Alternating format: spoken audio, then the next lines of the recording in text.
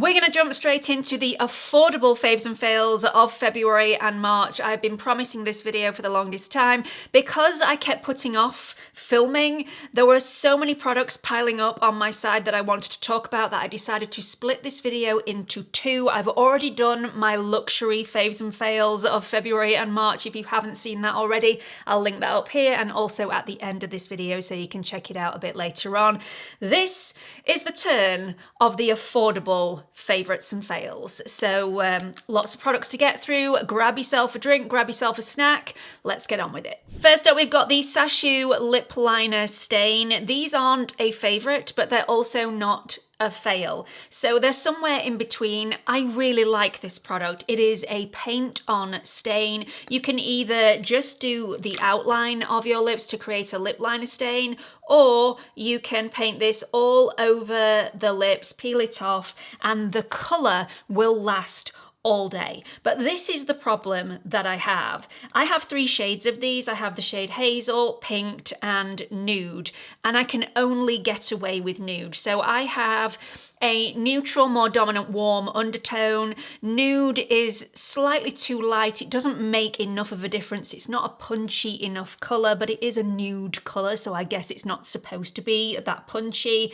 Pink and Hazel, way too cool tone for me. They make my lips look a little blue, a little grey. It just looks really, really off. So I'm wanting something in between, something warm, something a little deeper than Nude. I have ordered a couple of other shades because I'm not ready to give up on these just yet because they are great products, but I haven't found one that is perfect for me yet, which means I don't use them.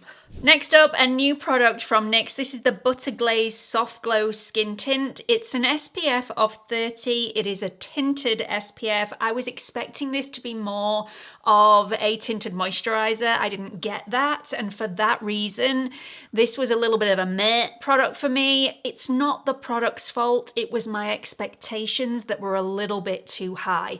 Where I like this product though is that it does give a lovely soft glow to the skin. If you're going to build this up to the quantities that you actually need to get SPF 30 on the bottle, it's very, very glowy. So if you don't like glow, you're probably not going to like this if you're going to be using it as an SPF. The shade though, I've gone for 04 Almond Butter, is really bronzy and really natural looking when it's on my skin. So I do love that. However, this doesn't give any coverage whatsoever. It is tint with no coverage at all. So if you're expecting coverage, like me, you are going to be slightly disappointed.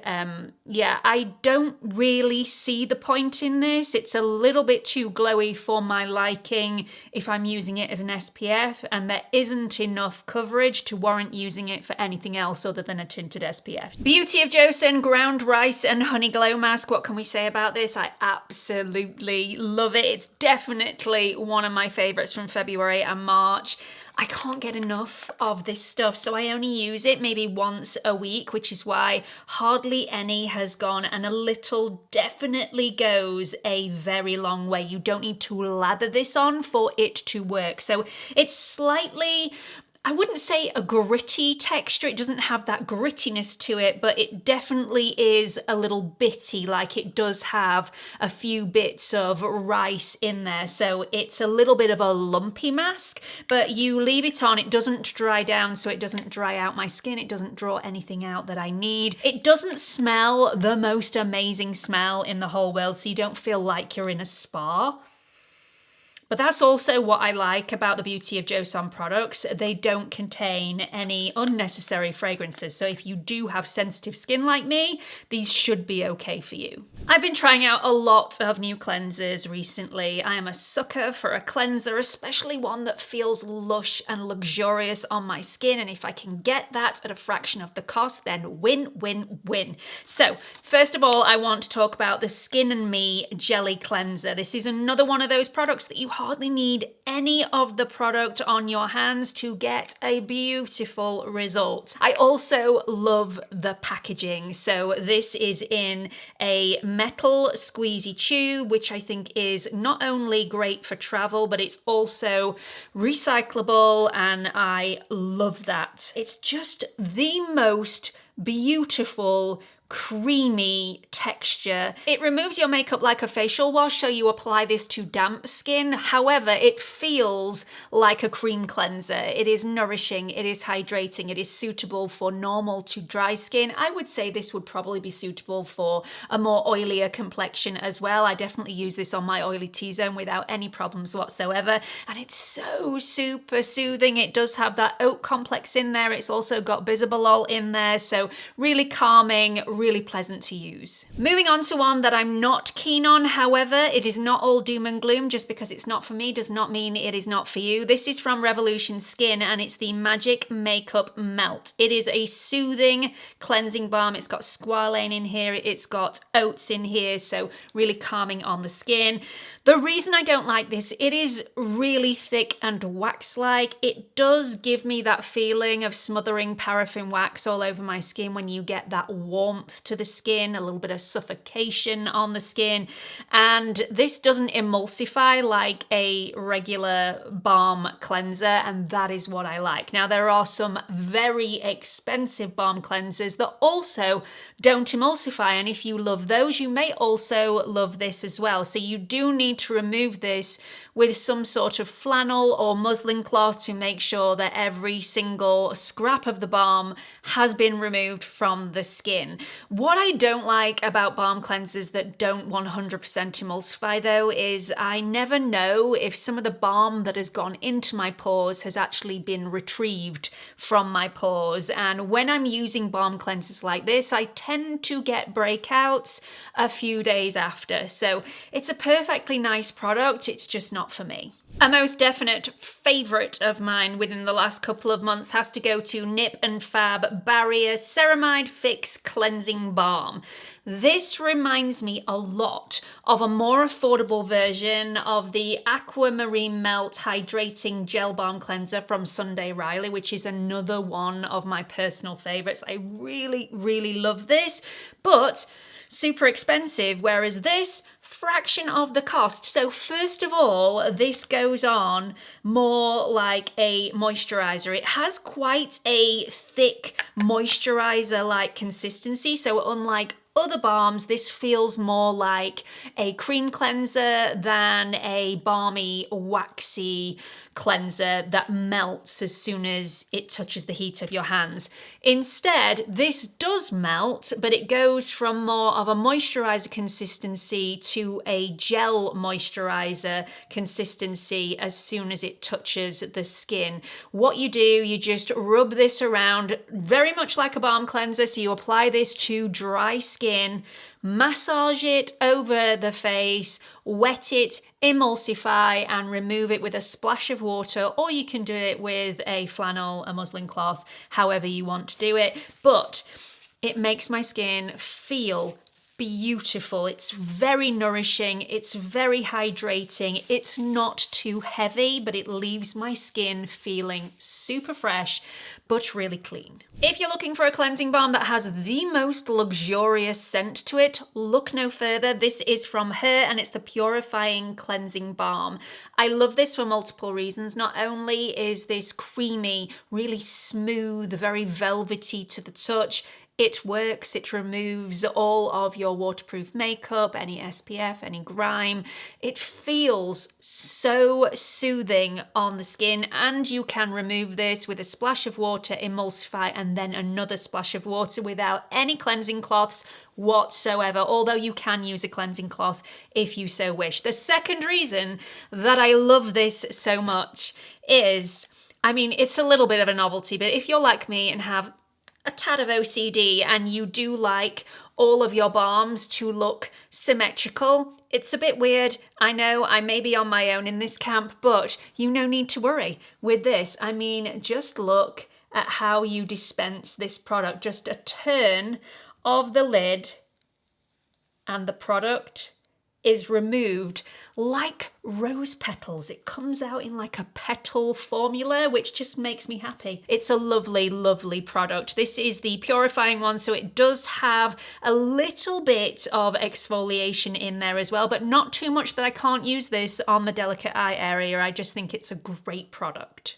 I can't have a faves and fails video without mentioning the L'Oreal Plump Ambition Hyaluron Lip Oil, because this is hands down one of the best lip oils that I have ever tried, and it is affordable. It comes in multiple shades. The consistency and the texture is creamy, yet really nourishing and hydrating like an oil, but it doesn't feel oily on the lips. It feels slick. It does have a little slip to it, but it's not an oily slip. So if you haven't tried these for that reason, if you're not really into that oiliness on your lips, think again. You are missing out. The shades of this are absolutely fantastic. I bought my mum this shade, I think 601 Worth It, the other day for her to try it as well, but I have other shades in my drawer as well. I've got the shade 641 Latte Glacé, and really love that. Well worth going down to your local chemist, Boots, Superdrug, wherever you get these from, and just checking out some of the shades and seeing which one's best for you, because they feel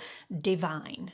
Let's talk peptides for a second. We can't skip this product. I've spoken about it so often, it has to have its mention. This is the number 9 serum from Numbuzzin, and I absolutely love it. Not only does this have those peptides that are going to send messages to the cells to help create more collagen, more elastin, this is also absolutely fantastic for hydration, and it makes my skin feel silky, soft, bouncy, plump, hydrated, smooth.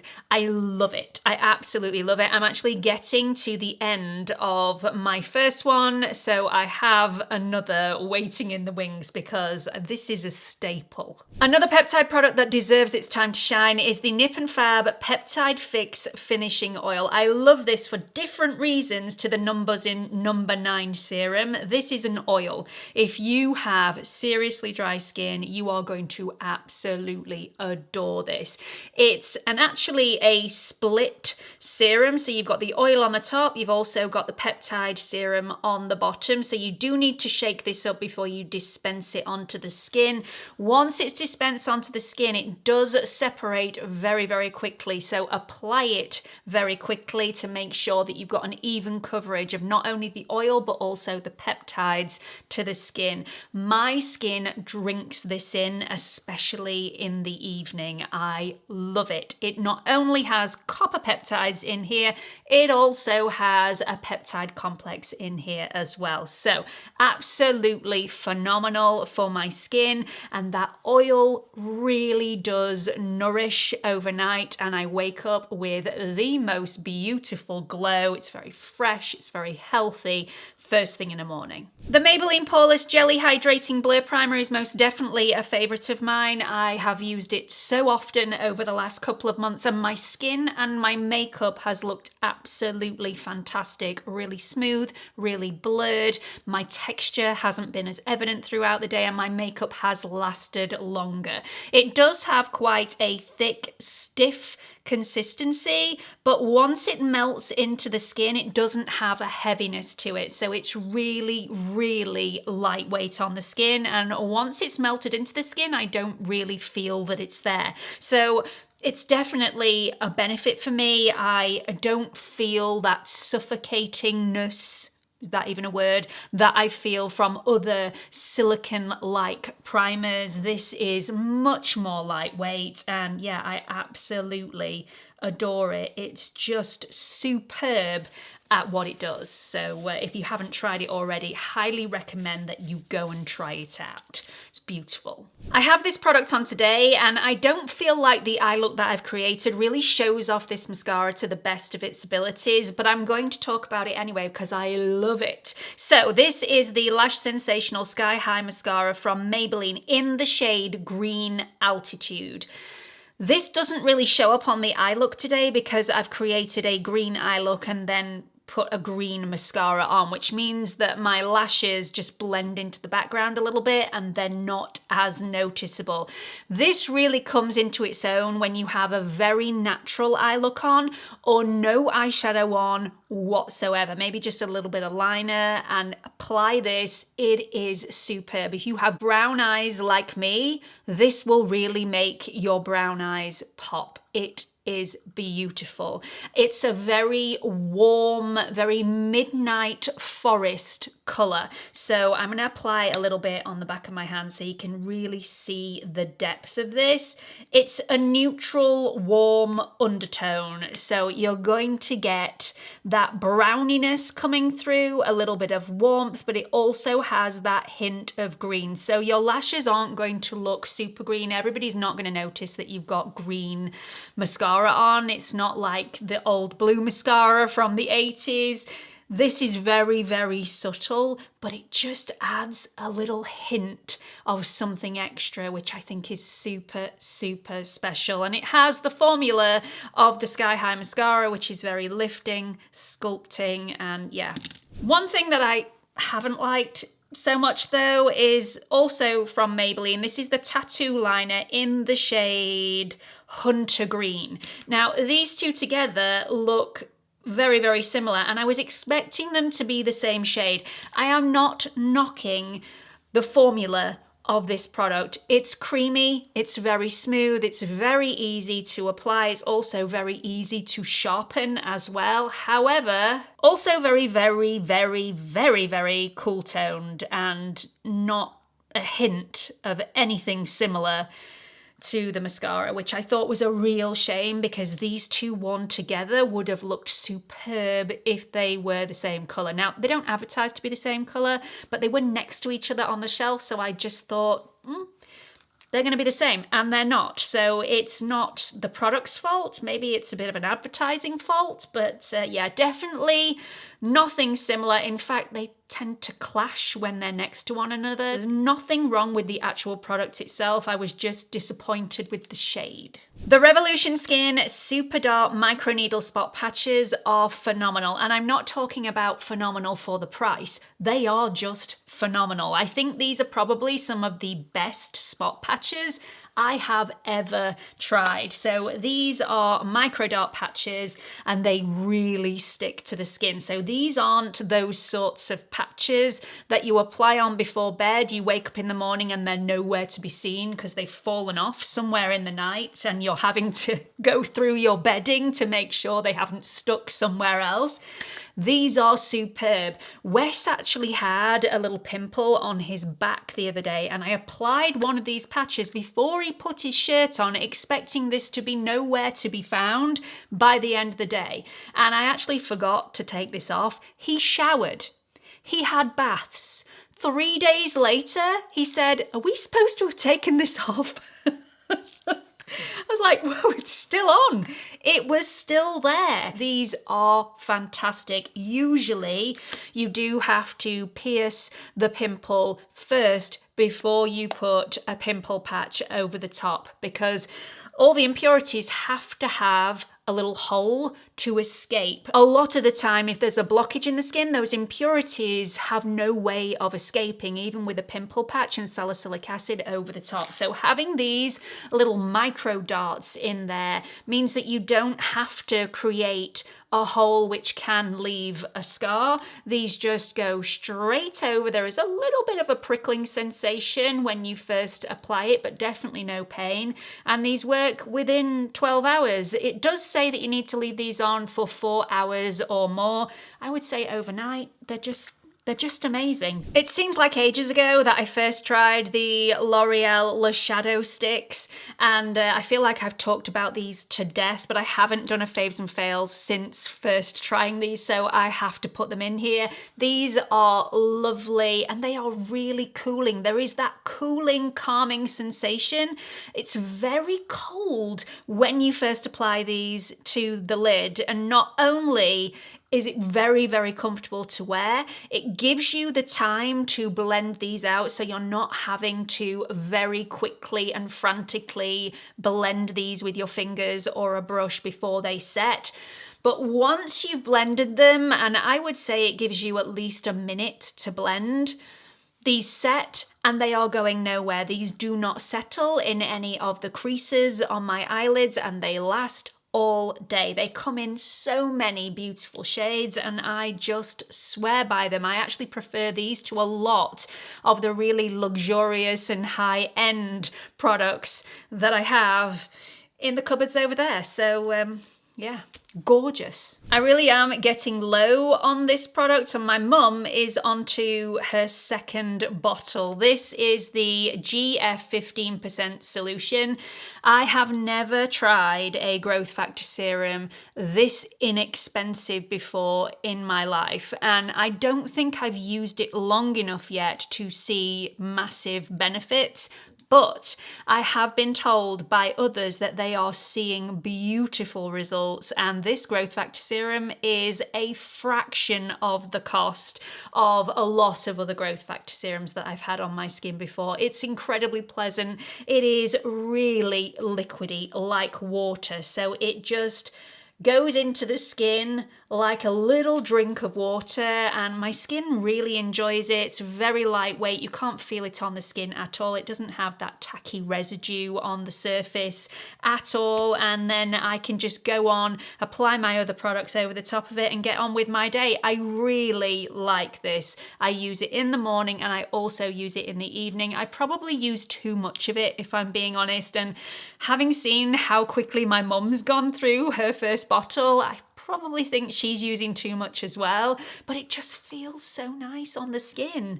And yeah, I'm really enjoying using it, but like I said, I haven't seen any massive changes in my skin yet, but watch this space. Let's talk about a product that gives an immediate effect. And when I say immediate, my skin feels so lush once I first applied this, and first thing in the morning after applying this in the evening, oh my goodness. This is from Beauty Pie and it's the Micro Caviar Overnight Moisture Mask. Now, please don't let the word caviar put you off. This does not smell of fish. It doesn't have any sort of caviar ingredients in here either. The reason it says it's a micro caviar is it does look like caviar within the tub. I was thinking this would be more suitable for maybe teenagers, somebody with an oily skin. Oh no, no, no. This is such a luxurious product. It applies, you need the tiniest amount because once you've got it on the skin, although it is comfortable, it is actually not weightless. This is going to leave a slight residue on the surface of the skin, and it's a little bit of a hydrating oiliness. Really beautiful. My mum is trying this out at the moment, so she will come on and give you her two penneth a little bit later on this year, but I am in love. So that's it. So many products, so little time. Hopefully you've stuck around to the end. Do let me know in the comments section if you have. If you have, I love you for it. Thank you so much for watching it all the way through. I really hope you've enjoyed this video. I have been putting it off and I'm not quite sure why I've been putting it off because I really enjoyed filming it. All of these products, if they were fails for me, doesn't mean that everybody is going to feel the same and vice versa on my favorites, but boy, do they work for me. So yeah, I hope you've got something out of this. Please let me know what you've thought about it in the comment section. Also, please don't forget to like and subscribe before you leave. Hope to see you all in the next video. Bye everyone.